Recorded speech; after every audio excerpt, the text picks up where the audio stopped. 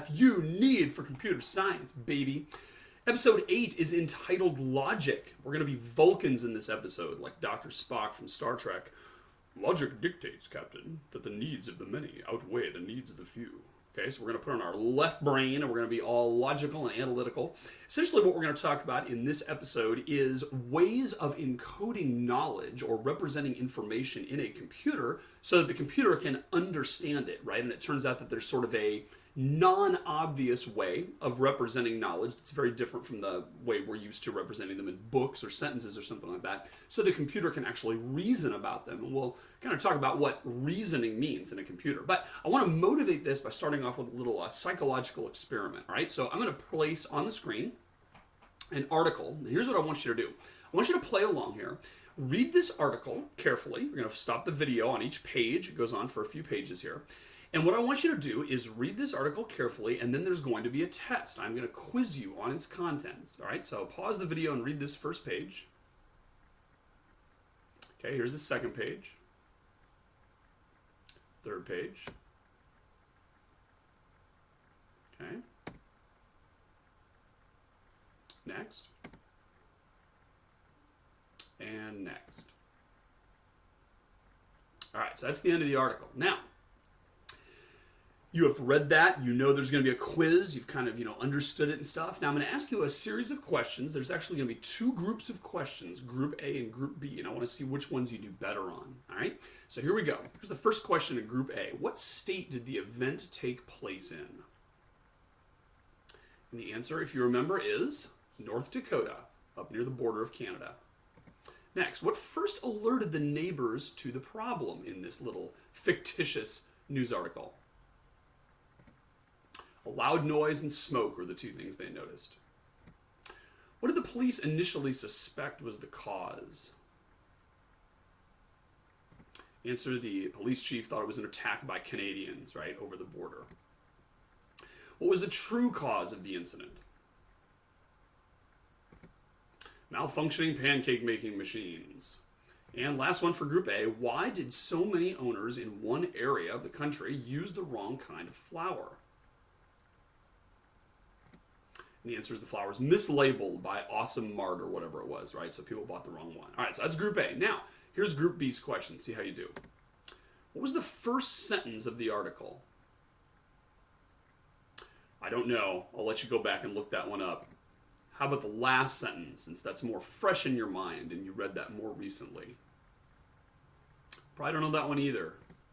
What was any sentence? Can you tell me any sentence of that article you just read? How about how many sentences there were?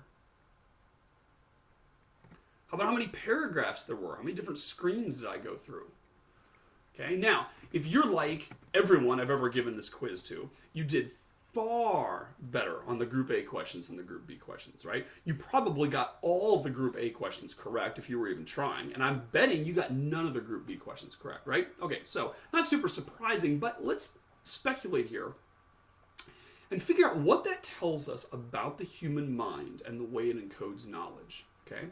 You did a very remarkable thing just now. You read all these paragraphs of text, and you understood and assimilated and parsed and encoded them somehow in your brain. I have proof that the knowledge from that article is in your brain, and my proof is you got all the Group A questions right, or probably most of them, right? You were able to regurgitate and come up with all the factual information I asked you about in that little test. So that's proof that you have the knowledge in here. And yet, here's the remarkable thing. You don't have a single sentence in your mind from the article. Now, if I were an alien from out of space, and I came down and was watching you take that test, right, and I was observing this, I would think you were memorizing the sentences, right? I mean, what else would you be doing? I told you I was going to give you a quiz on the contents of this thing, and the only thing on the screen which you were staring so intently at are sentences, right? Sentences composed of English words. What else would you be doing besides memorizing the sentences so you could pass the test? I mean, it just seems obvious that that's what you're doing. And in actual fact, we just proved, however, that you're not doing anything of the kind. You couldn't come up with a single sentence in the end. So what you must have done is you must have read all these sentences and converted them into some other representation in your mind. And this is one of the principal things that cognitive psychologists or cognitive scientists study, is they ask questions about what is the nature of the knowledge in the mind. Ask yourself that right now. You got a lot of stuff in your mind right now. What is it? It's not sentences.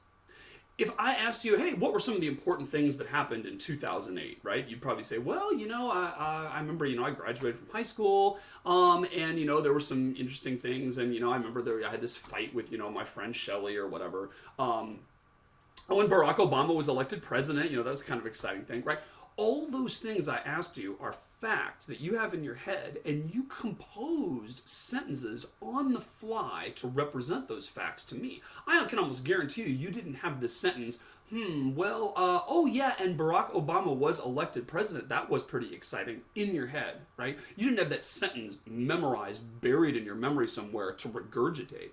What you did was you had the knowledge that Barack Obama was elected president in 2008 somewhere in your mind, in some representation, in some encoding. You had that somewhere in there somehow, and then you were able to manufacture the sentence as required. Right? So the big question is, what actually is the nature of that knowledge? And different people have had different speculations. If you remember back in episode 4, we talked about semantic networks, and that's a big theory in cognitive science right now, is that what's in your mind, the way you sort of remember things, is you have a big semantic network of ideas and the interrelations and connections between those ideas.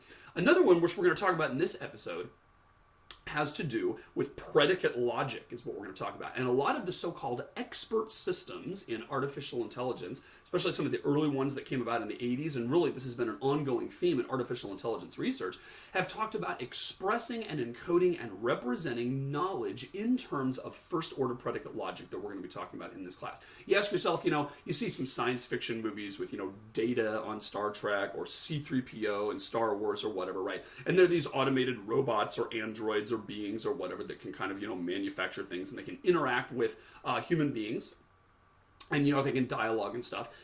Well, somewhere in their mind, somewhere in their CPU, somewhere in their circuitry, is some memory, right? That, no matter how you architect it, there has to be something in there that can remember facts and remember information so that they can learn and so that they can, dialogue intentionally and all that kind of stuff, right? So the question is, how is that represented in their brain? And one of the principal ways that artificial intelligence researchers have done that is representing that in terms of first-order predicate logic. And so that's sort of the baseline, foundational, bare bones way of expressing a fact so that it can be extracted, so that it can be reasoned about, so that it can be combined with other facts to deduce new facts. And that's one of the things we're going to be talking about in this episode. I don't mean to make it sound like it's all about artificial intelligence. There's all kinds of other applications in logic. I mean, this goes all the way to philosophy, right? And especially when we start talking about building a computer and doing the digital design, it's all based on the logic principles we're going to learn in this episode. But wanted to just whet your appetite with that, and we will talk about different ways of encoding knowledge so that it can be used.